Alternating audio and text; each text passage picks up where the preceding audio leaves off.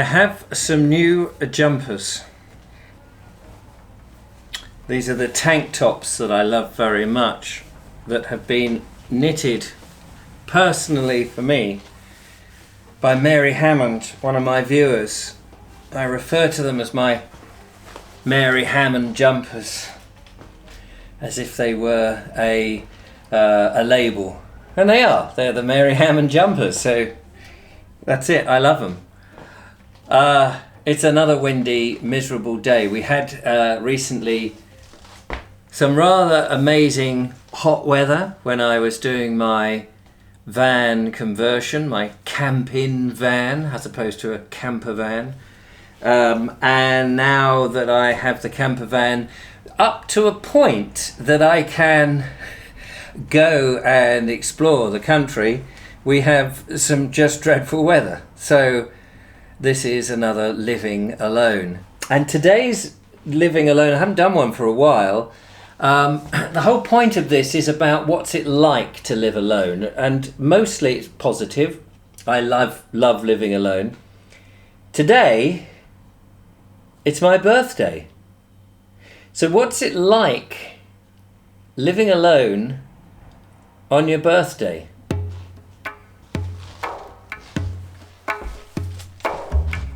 Well, I think birthdays, they're clouded, aren't they, with history. If you were lucky enough to have a reasonable childhood, your birthdays have been surrounded with parents, siblings, aunts and uncles, all that kind of stuff. From the moment you wake up, it's happy birthday. There's the excitement. There may be cards that have arrived beforehand. There may be presents. There may be a whole load of sort of anticipation. You're going to go somewhere, you're going to do something, and all of that. As you get older, there's an element of that, I suppose. It depends if you've got family members living with you and those sort of things. But if you're living on your own, after a certain time, I'm in my late 50s. Birthdays almost become meaningless. I think it's great if it's a nice sunny day, because if you're on your own, you can just reward yourself with a walk somewhere or a visit somewhere. Go to a National Trust property or go and visit a friend or something like that. If it's a nice weather, it's sort of, it's a great day. It's windy and miserable outside. It's threatening rain. It's not particularly warm, we've had warm weather. I put on my jumper and my shirt. It's a sort of meh day, whatever meh means. I hear it's an expression. So I don't know, other than having to make a video, of course, which I do every day, I don't know what I'm going to do. Try and get through it, I suppose. However, some parcels, I suspect from my viewers, rather than from my immediate family and friends, have arrived. So I'm going to have a look at some of those. I think I need a drink. A nice cup of coffee, maybe.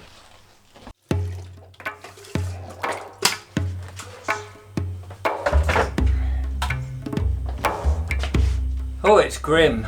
But there's a chance that I might nip out with the lovely Julia. She's stuck at home with the two kids, and I've suggested, why don't we go to Binstead Woods, take the kids out, shelter from the rain, shelter from the wind, and just take the kids out. I'm happy to do that. What else am I going to do?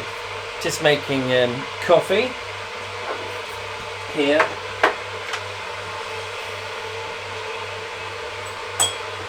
Instant coffee today. Although it's my birthday, maybe I should crack open some better quality coffee. Oh, I can't be bothered for the minute. I've done all my washing yesterday.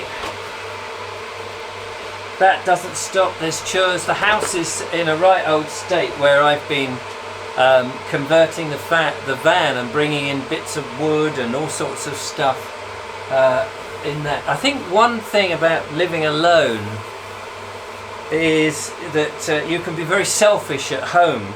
Now, that's a good and bad thing, I suppose. Selfish in as much as when you live with somebody else and a family, and perhaps a wife or a girlfriend or a partner of any description, you have to think about the other people in the house, you know, and a wife might not like you bringing in bits of van and wheels. I had wheels stored in here in the kitchen for a while because I had my new alloys. They were delivered and they were sitting in here.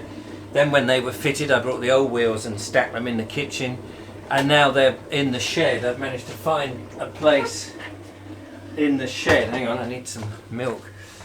So not every partner is going to be very accommodating like that, and that's, I think, one of the joys of living alone, is that you can be selfish, but I also think it's possible that you start to forget that you're living in this mess, because you could, you know, I think blokes, correct me if I'm wrong, but I think blokes can get used more than women. I'm not sure, but this is my theory and you can correct me, and I hope this isn't chauvinistic or anything like that. But I think blokes, I think this is a what do you call it, a flaw in blokes, that we can live in a bigger mess than most women, that we get used to it and almost you just don't see it, and it's only when somebody comes round to the door to visit and you go, oh God, actually,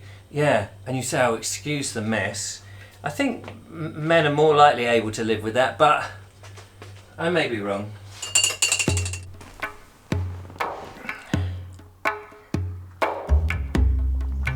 Oh, that's nice. That's very nice. Nice birthday cup of coffee.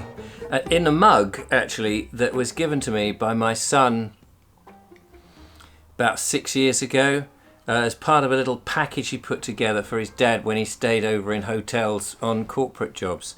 So thanks, Dan. That was I still use your mug. Even though, well, I was going to say even though it says Dad on it, but obviously I am his dad. I've been, you know, I like books. I'm surrounded by books here.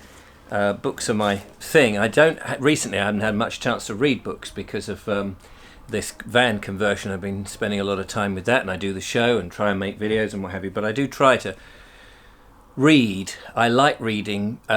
I think reading books are better than reading online articles, because although online articles, you could argue, are crystallized thoughts in a very short format mostly, books are the same sort of thing, crystallized thoughts put down, worked on several times, several drafts, over a longer period, obviously, because there are more pages in a book, and so the arguments can be looked at that someone wants to put forward in different ways. One of the things about living alone, I suppose, and this isn't obviously solely living alone, but I do think that if you're living alone, you can acquire books that perhaps are not necessarily mainstream, and nobody who's going to criticize you for them. Whereas you bring a book home in a family, someone might go, why are you reading that? So I think living alone you can go into a quiet spot and have a number of thoughts about things that perhaps you might be challenged in other areas if people are around.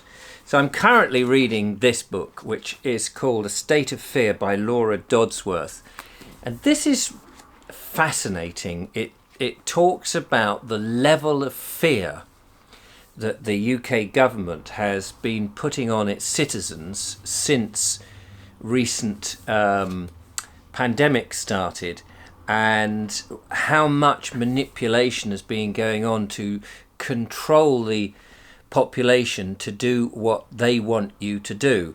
In other words, removing very much the agency of the individual and thought, and persuading, using behavioural psychologists who are employed by the government to make you think that you're doing the right thing for you and your health. I'm not saying whether it is right or wrong in this video. I have my own personal opinions on all of this, but I find it fascinating to read around a subject that has been the most unique thing that we humans have ever lived through. And I'm always surprised that people have just accepted it and gone along with it and not asked for the other side of the argument. And so it's interesting to see how much fear has gone in. Another book that I read recently, now this is most peculiar. Okay, it says it's called The Truth About COVID-19 by Joseph McCullough and Ronnie Cummings. Now, whether you don't want to go against the mainstream media or not, I'm just curious about the argument, as I say. What was really weird about this book is I found it on a park bench on the seafront. It was just sitting there. It was brand new. Somebody must have read it. They left it or deliberately left it on a park bench. And I was with the lovely Julia. We were having a little walk, having popped round for a cup of tea and taking the kids out and what have you. And it was just lying there. And we went past, we left it. We came back about an hour later and it was still there. And I took that as an omen. So I picked it up and I've read it cover to cover. Absolutely fascinating, some of the facts and some of the propositions it's put forward. And again, this isn't the place for me to sort of argue my personal views. It's just, all I'm saying is, I do like to look at both sides of the argument. I think a lot of people just want to take one side and almost are unable to look at the other side of the argument. To form one's opinions. This is one I haven't read yet, but I bought it recently. Fake Invisible Catastrophes and Threats of Doom. Haven't read it. Don't really know exactly what's in it, although I saw an interview with the author Patrick Moore, not the old Patrick Moore from The Sky at Night. He's a chap who was in the one of the founding members of Greenpeace, who found that Greenpeace had turned into something that he wasn't happy with, and he left. And he has a lot of theories about climate change, particularly, and the environment and the scare that we're having. And whilst again, I'm not putting my personal views forward, I have my own personal views and many people know what they are, but I'm interested to read the other side of the mainstream argument. I just won't accept things when somebody says this is it and there's no other side to it. So I'm always curious, and then I can make up my own mind. I think that's a fair way of going. I'm not necessarily trying to persuade anybody else whether it's true or not true. I just think it's worth investigating. And on a miserable, windy day like today, on my birthday, I think it's quite nice to indulge oneself in one's own little private investigations. Cheers.